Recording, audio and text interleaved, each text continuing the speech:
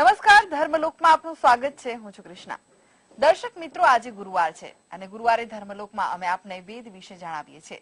વેદોમાં શું કહ્યું છે અને તેની ઋચાઓમાં શું કહેવામાં આવ્યું છે, તેનો અર્થ શું થાય, તે તમામ વાતો આજે જાણીશું ધર્મલોકમાં.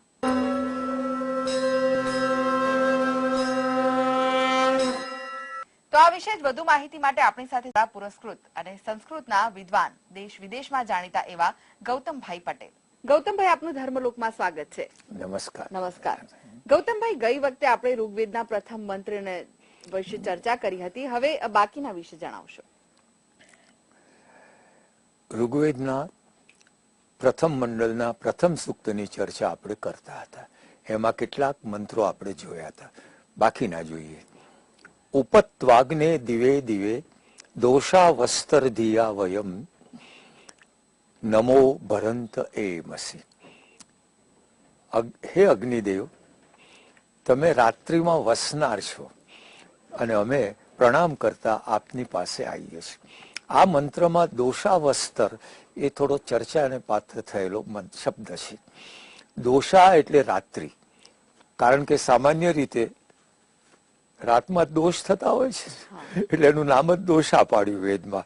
અને એ એમ કે છે કે રાત્રિના સમય વસ્તર એટલે રહેનારા આપ છો. આપણે જો વિચારીએ તો ખ્યાલ આવશે કે આરંભના યુગમાં આવી ઇલેક્ટ્રિસિટી ને બધું ન હતું, અને ઘરમાં પ્રકાશ જોઈએ તો અગ્નિને પ્રજ્વલિત રાખવામાં આવતો હતો. માનો એ ગુફામાં રહેતા હોય તો ગુફામાં રાખે, પણ આ રીતે પ્રકાશને માટે.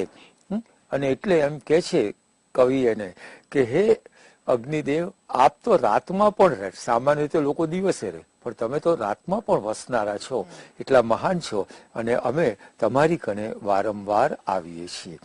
આથી આગળ પછીનો મંત્ર એ છે રાજંતમ અધ્વરાણામ ગોપામૃતસ્ય દીદિવીમ વર્ધમાનમ સ્વેદમે. આ થોડીક ચર્ચા માગે એવો મંત્ર છે, બહુ સરસ છે. રાજંતમ એટલે પ્રકાશંતમ. તમે અધ્વરાણામ, અધ્વર એટલે યજ્ઞ, આગળ આવી ગયો શબ્દ.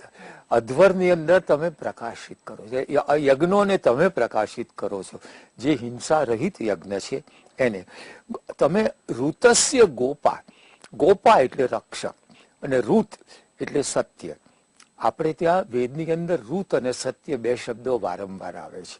ઋતુનો અર્થ છે કોસ્મિક લો એન્ડ ઓર્ડર.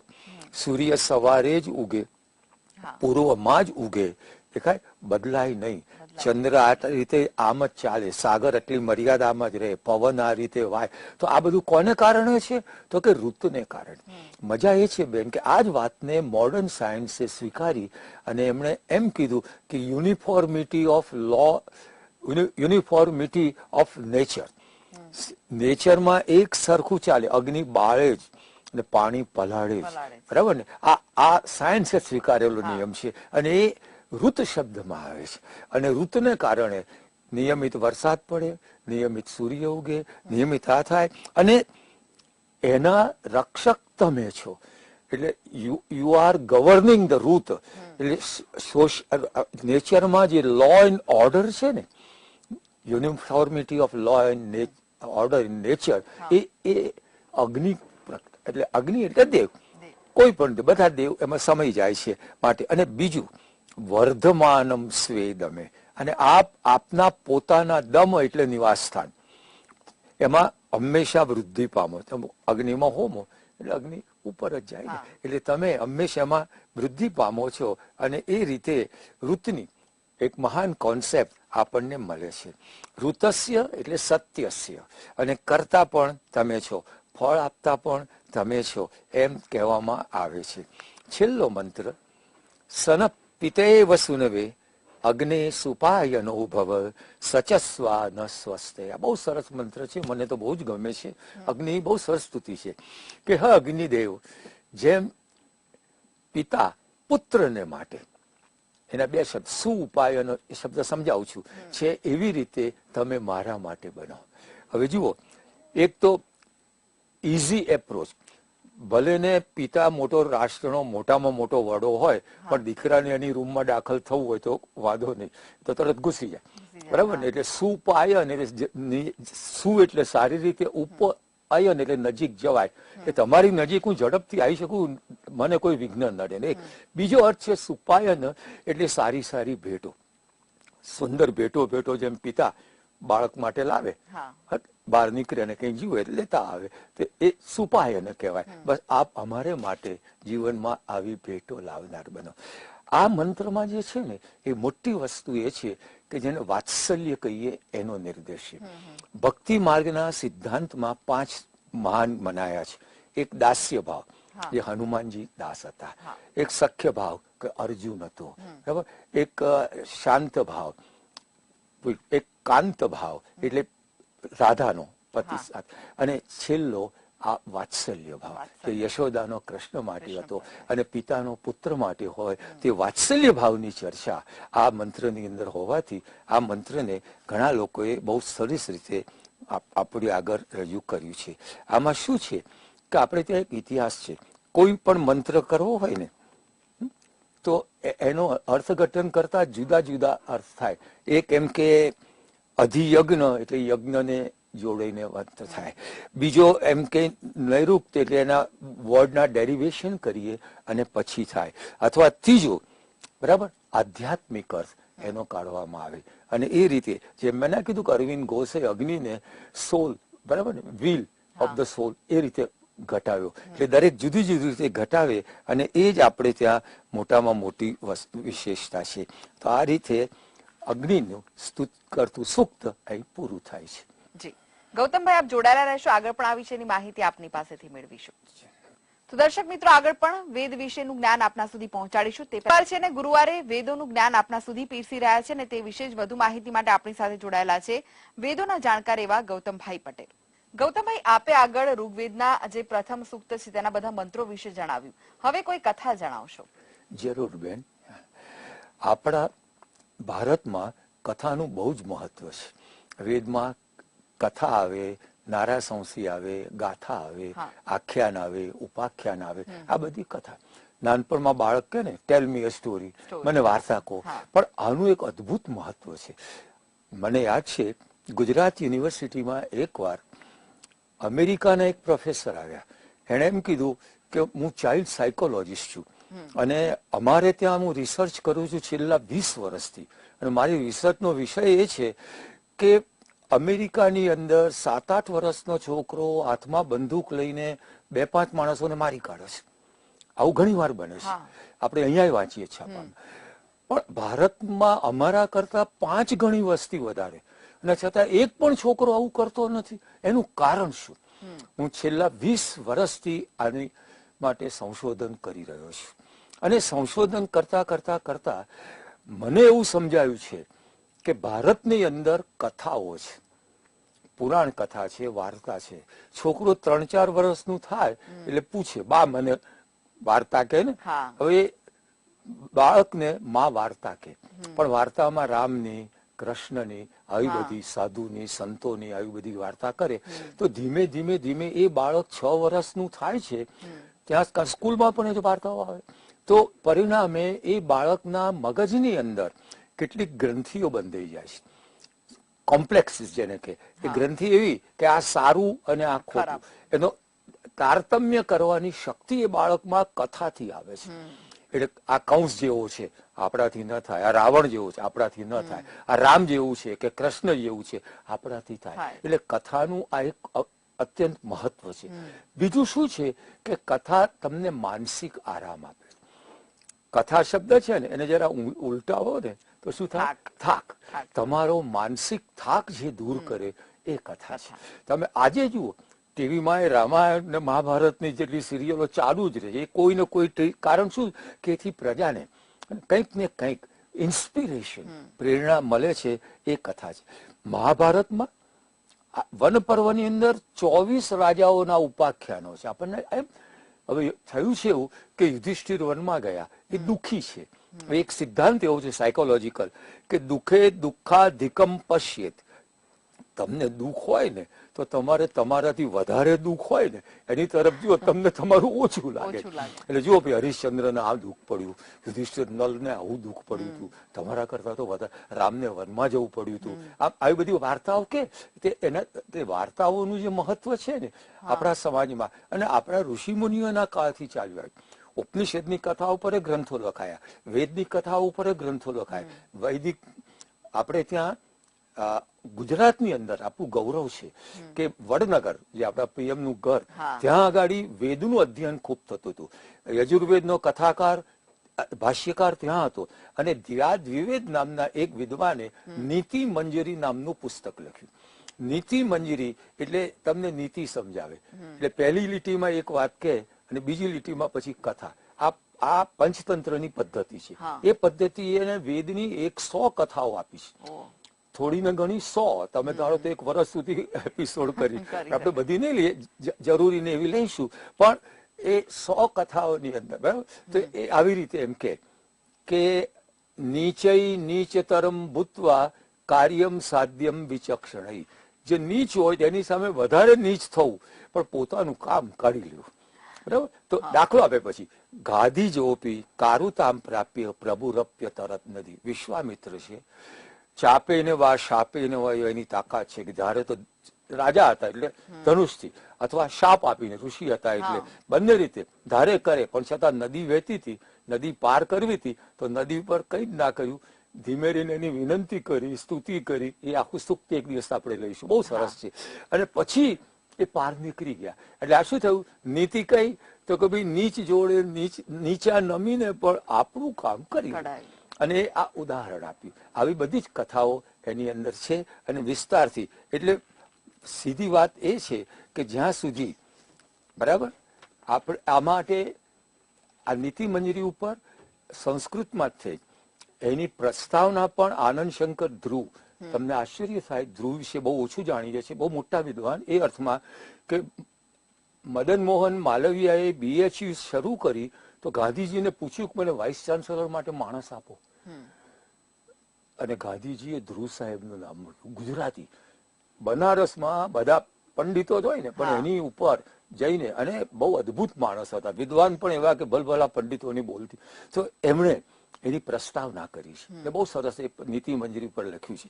એ જ પ્રમાણે બીજી એક બૃહદ કથા છે કે એની અંદર, એનું નામ જ બૃહદ કથા, અને એની અંદર વેદની બધી જ કથાઓ એક પછી એક. એમાં વેદમાં સ્ત્રીઓ પણ કઈ હતી એ પણ આવે, વેદમાં રાત્રિની પણ વાત આવે, ને વેદમાં 27 ઋષિકાઓ, એ બધાની દરેક શ્લોકબદ્ધ આવે. પણ એ ગુજરાતીમાં નથી, હિન્દીમાં પણ નથી. અમારા સ્વામી ગંગેશ્વરાનજી મહારાજે આને કેન્દ્રમાં રાખીને વેદોપદેશ ચંદ્રિકા નામનો ગ્રંથ બનાવ્યો અને એની અંદર આ બધી જ કથાઓ એમણે આપી. પેલામાં 100 જ હતી, એમાં 8 પોતે નવી ઉમેરી 108 કરી અને આપણને ગ્રંથ આપ્યો. એનું પ્રકાશન પણ હું જયારે સંસ્કૃત સાહિત્ય એકેડેમીનો ચેરમેન હતો એ વખતે કર્યું છે. એ સંસ્કૃત સાહિત્ય એકેડેમીમાં એ મળી પણ શકે છે, અને જેને રસ હોય એ જોઈ શકે. તો કથાનું જીવનમાં આ મહત્વ છે. ગૌતમભાઈ, તમે ખૂબ જ સુંદર રીતે કથાનું જે મહત્વ સમજાવ્યું. આગળ આપની પાસેથી કથા પણ સાંભળીશું, આપ જોડાયેલા રહેશો. તો દર્શક મિત્રો, કથાનું શું મહત્વ છે તે તો અમે આપને દર્શક મિત્રો આજે વેદ વિશે જણાવી રહ્યા છે ને તેના સાથે જે જોડાયેલી કથાઓ છે તેના વિશેની પણ વાત કરી રહ્યા છે, ને તે વિશે જ વધુ માહિતી માટે આપણી સાથે જોડાયેલા છે વેદોના જાણકાર એવા ગૌતમભાઈ પટેલ. ગૌતમભાઈ, આગળ આપણે કથાનું મહત્વ સમજાવ્યું દર્શક મિત્રોને, હવે કથા સંભળાવશો કોઈ? વેદની અંદર અનેક કથાઓ છે એમ કહ્યું. એમાંની એક સુંદર કથા જે આજે પણ જીવનમાં આપણને જીવન જીવવાનું માર્ગદર્શન બતાવે એવી છે, એનાથી આપણે શરૂઆત કરીએ. એ કથાનું નામ છે સુનશેપની કથા. અજીગર્ત નામના એક ભાઈ હતા. એ આમ ધર્માચરણ કરતા હતા, બહુ ધનવાન નતા, ગરીબ જેવા હતા. મોટી ઉંમરે એમને કોકે પોતાની શર્મણા નામની દીકરી પરણાવી. એ દીકરીને 3 દીકરા થયા. એક હતો શુનઃ લાંગુલ, બીજો હતો શુનઃ શેપ, અને ત્રીજો શુનઃ પુચ્છ. હવે આ નામો છે ને થોડાક વિચિત્ર લાગે છે. શુનઃ એટલે કૂતરો, કૂતરાની પૂંછડી, લાંગુલનો પણ પૂંછડી થાય. એટલે ભાવો છે, પણ આ ઉપરથી એમ માને છે કે આ કોઈ પછાત જાતિના હશે, બ્રાહ્મણ નહીં હોય, પણ એ હતા. હવે એ હતા દરિદ્રી, બિચારા બહુ દુખી. અન્નને ને શું કહેવાય મોઢાને વેર એવી દશા. ઘણી વાર તો દીકરાઓ પણ હવે 3 દીકરા થયા, બરાબર, એ અને દૈવ યોગે બિચારા ખૂબ દરિદ્રી, ખાવા પણ ન મળે. બીજી બાજુ હરિશ્ચંદ્ર નામનો ઈશ્વાકુ વંશનો રાજા, એ કૌશલ દેશમાં, તો આપણે ત્યાં જ રહેતા હતા, અને એ કૌશલ દેશનો રાજા ઘણો જ પ્રતાપી હતો, પણ અનફોર્ચ્યુનેટલી એને મોટી ઉંમર થઈ પણ સંતાન નહીં, બાળક જ નહીં. એકવાર નારદ મુનિ આવ્યા, દેવલ મુનિ આવ્યા, એની જોડે કહ્યું કે ભાઈ મને સંતાન નથી. હવે આપણી પરંપરામાં છે ને પુત્રનું બહુ જ મહત્વ છે. તે આ અર્થમાં કે જાયમાનો હવૈ બ્રાહ્મણ ત્રિબિર ઋણવાન જાયતે.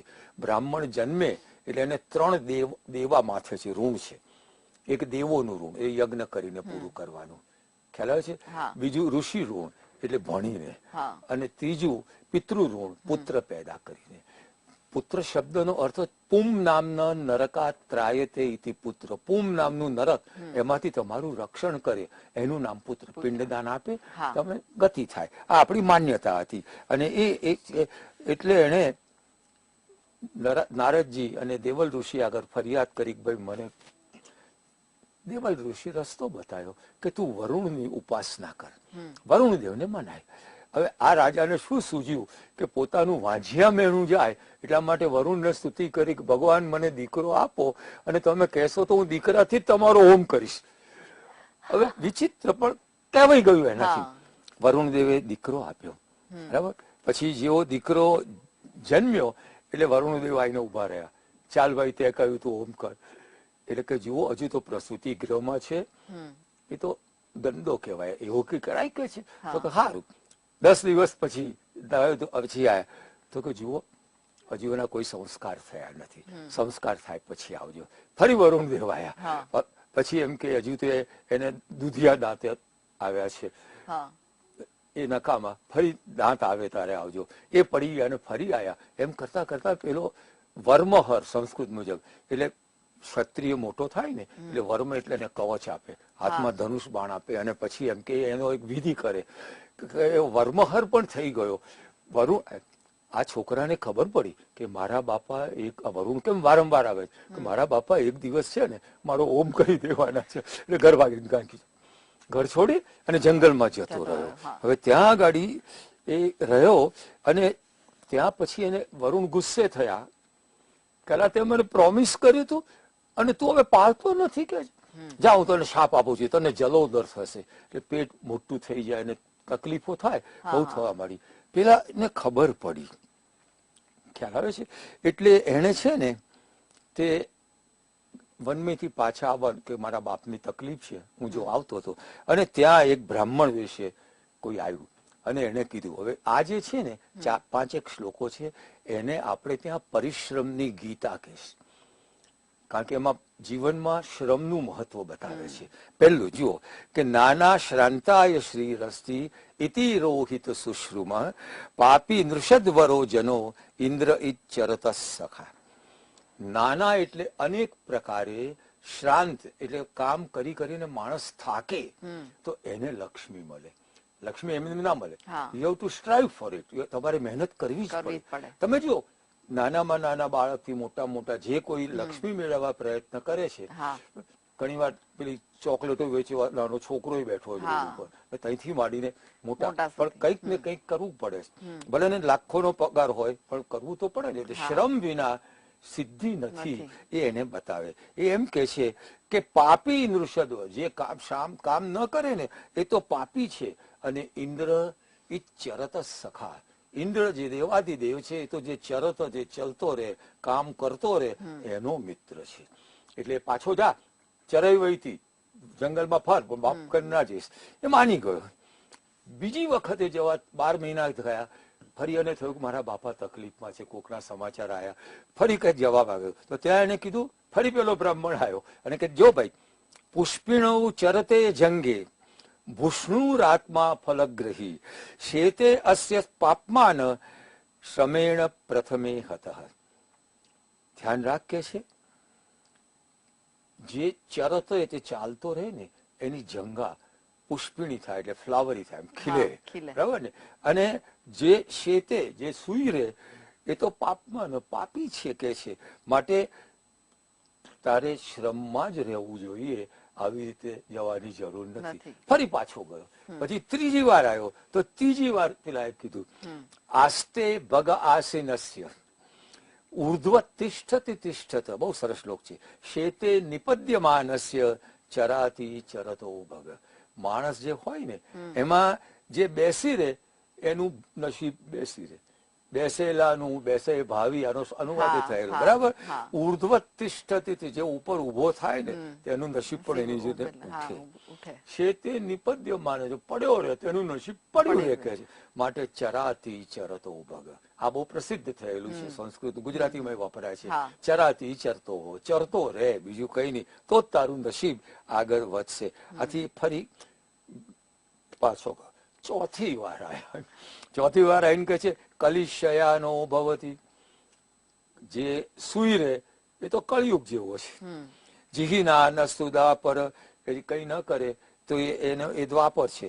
જે ઉઠે છે એ ત્રેતા છે, અને જે મેળવે છે જીવનમાં એ સતયુગ જેવો છે. એટલે કઈ મહેનત કર અને કઈક મેળવ, આમ ફરતો રહે તો સતયુગ બનીશ, નહીં તો કળિયુગ બની જઈશ.